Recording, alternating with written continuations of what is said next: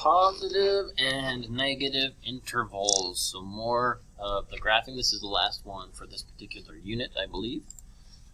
So what we're doing is we're looking for when we have positive intervals, that means when we're above the x-axis, or negative intervals, which means we're below the x-axis. And then we're looking for the x-intercepts and the y-intercept. So basically what we're doing is we're going to pretend like we're going on a hike. And if we're on a hike, we're going to pretend this x-axis is like sea level. If you're above sea level, or above the x-axis, this is considered a positive place because you're at a positive elevation. If you are below the x-axis, this would be considered negative because you are at negative elevation, or you're below sea level, or below the x-axis. And then once I got to this part right here, once again I'd be above sea level, so that once again would be considered positive. So if we take a look, we are only going to be concerned about the x's when we're talking about positive and negative. So notice I'm positive clear over here to the left, which means when I'm clear over at negative infinity, I am above the x-axis. And then once I hit negative 4 right here, I am no longer above the x-axis. So I'm positive from negative infinity to negative 4. And at that point, at negative 4, I then become negative because I'm below the x-axis. And from negative 4 all the way until 2, this 2 right there is on the x-axis. That's where I'm going to switch. I'm going to go above elevation, above sea level. I'm still underneath from negative 4 to 2.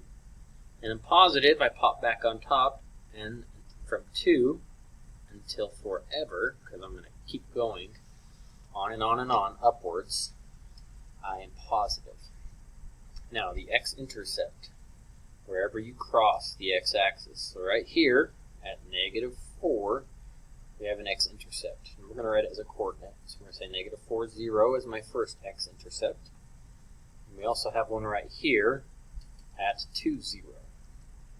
And the y-intercept is where I cross the y-axis. So we're right here at negative 3. So 0, negative 3 would be my y-intercept. Okay, so let's go over a few more of these. Alright, so when am I above the x-axis and when am I below the x-axis? So here, I'm obviously below the x-axis and there's an arrow, which means I was always below the x-axis until I get to this spot right here. So I am negative, because I'm below, from negative infinity until 0, because that's what my x-coordinate is here. Now notice I'm above, and right here, I'm going to go back underneath, so I'm going to go negative again. So starting at 4, I'm negative until infinity, because I know I'm going down to negative infinity, but we're just worried about our x. I'm going right to positive infinity. Okay, so when am I above the x-axis? Well, I started right here until this point right here. So I am positive from 0 to 4. X-intercepts, where do I cross the x-axis? I crossed right here at 0, 0. And I crossed right here at 4, 0. And the y-intercept happens to be the same as the x-intercept on this place because I crossed at the origin. So my y-intercept is at 0, 0. Alright, let's look at a few of these. Okay, where am I above the x-axis? Well, it looks like I'm above right here. If I could draw a straight line. Looks like I'm above right here as well. So, what are those intervals? Well, I would say from negative infinity until I hit this spot right here, which is negative 7, positive. And then, once again, right here I cross 1 until 7, I'm above the x-axis. Okay, so negative, when am I below the x-axis? I start going below right here until this spot, and then I go negative again here. So I'm negative from negative 7 until positive 1. And then it looks like at positive 7, I switch back down to below the x-axis, and I'm going to be below it for the rest of the time. So from 7 directly look at infinity.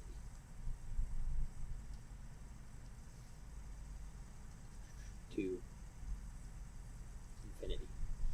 Okay, x-intercept. Where am I crossing? Looks like I cross right here at negative set. Oh, what is that? That's not what I want.